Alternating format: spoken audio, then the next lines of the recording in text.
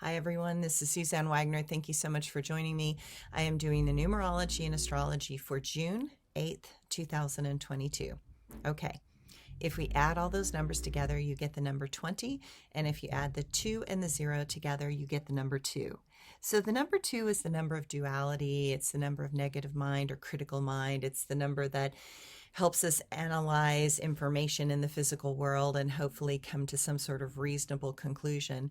And the number 2 shows us the duality that still exists in our world. When we learn to embrace both sides of our nature and recognize that life in this domain is a synthesis of the light and the dark, the powerful and weak parts of ourselves, then life changes.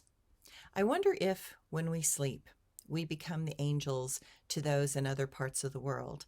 I wonder if our angelic side is part of our unconscious self that stays hidden because of the dominance of our human condition.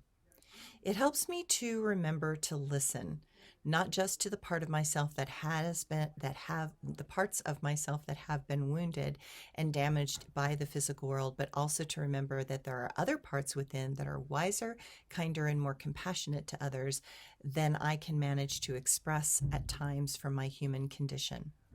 I understand that it is my job to learn how to get both to coexist in my being and to be aware that both live and breathe within me.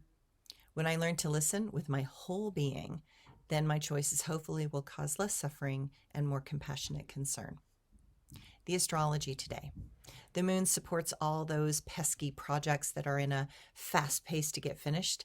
If one is aligned properly with the flow, the potential to feel very accomplished by the end of today is high. While the moon will shift out of detailed Virgo around mid-morning and go into Libra, we may notice that the camaraderie will seem more fun and the laughter seems to be manifesting a few smiles in the faces of others. Socially, the cues are to remember that others matter and to compliment when they are doing a good job. That is always helpful when it feels that together we can manage to do things that make a difference and that we are appreciated. Jupiter will oppose the moon later this evening. Know that good energy of today can make us want to overcommit tomorrow. That is not recommended. Be careful before leaping into an activity. Things may take more time than we can offer or commit to. We don't want others to depend on us when we are possibly not able to fully engage for a long period of time. We don't want to let others down. It seems that the resources are not quite lined up, and while we have the sense that we want to help, there are some big decisions coming and we need to be careful, watch our own energy levels, and make sure our own family comes first.